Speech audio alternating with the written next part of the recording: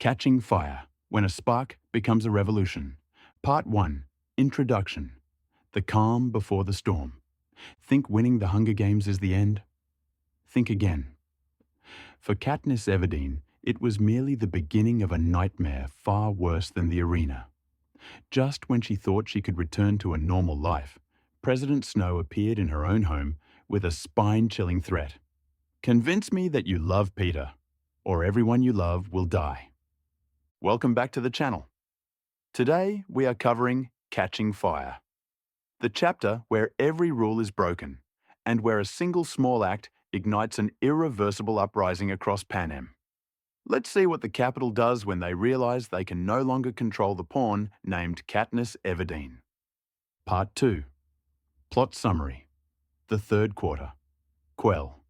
Following the shocking victory in Part 1, Katniss and Peter embark on the Victory Tour. But instead of adoration, they witness blood, fury, and Mockingjay symbols graffitiing the walls. The Capitol is trembling before the fire of revolution that is quietly burning. To extinguish this hope, President Snow announces a brutal, unprecedented rule for the 75th Hunger Games, the Third Quarter Quell. The tributes will be reaped from the existing pool of victors. This means Katniss is forced back into the arena to face off against the deadliest, most experienced killers in history. The arena this time is a giant, lethal clock. Every hour brings a new disaster, from blistering acid fog and vicious monkey mutts to massive tidal waves. Katniss and Peter must forge alliances with mysterious warriors like Finnick Odair and Johanna Mason. But in a game where there is only one winner, trust is the ultimate luxury. The story concludes with an explosive finale as Katniss shoots an electrified arrow straight into the arena's force field, shattering the Capitol's simulation and revealing a terrifying truth. District 13 still exists. Part 3. Artistic Highlights. A Game of Masters. If the first part was a battle for survival among children, Catching Fire is a chess match between adults. Suzanne Collins brilliantly transforms the arena into a political chessboard. The biggest highlight is Katniss's evolution. She is no longer just a passive hunter. She begins to understand that she is a symbol of something greater.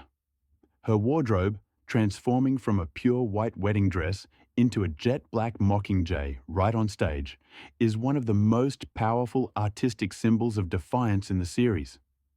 The tension in the love triangle between Katniss, Peter, and Gale is pushed to its breaking point, yet it never feels melodramatic. Instead, it is tied directly to life or death choices about their ideals. Part 4. Analysis and Reflection. When the World Catches Fire. Catching Fire poses a painful question.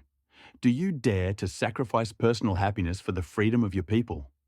The cruelty of the Capitol crosses a line when they force the victors to kill each other again. It exposes the true nature of a dictatorship. No one is ever truly safe, not even those who obey. The book is also a lesson in unity. The tributes in this arena secretly allied to protect Katniss, not because they necessarily liked her, but because they knew she was the only hope to overthrow Snow. The price they paid was steep. Peter is captured and tortured by the Capitol, and District 12 is firebombed into ash. The ending is not just a breathtaking cliffhanger. It is the opening shot of total war. Part 5. Conclusion. The Fire That Burns. Katniss, the girl on fire. You have started something the Capitol cannot stop. The fire has spread, and now nothing can prevent the collapse of Panem. Catching Fire is arguably the best and most dramatic installment in the entire trilogy. Thank you for joining me on this review, full of blood and fire. If you were Katniss, would you choose to protect Peter at all costs or commit to the revolution of District 13? Let me know in the comments below. Don't forget to like and subscribe so you don't miss the final chapter. Mockingjay. Goodbye.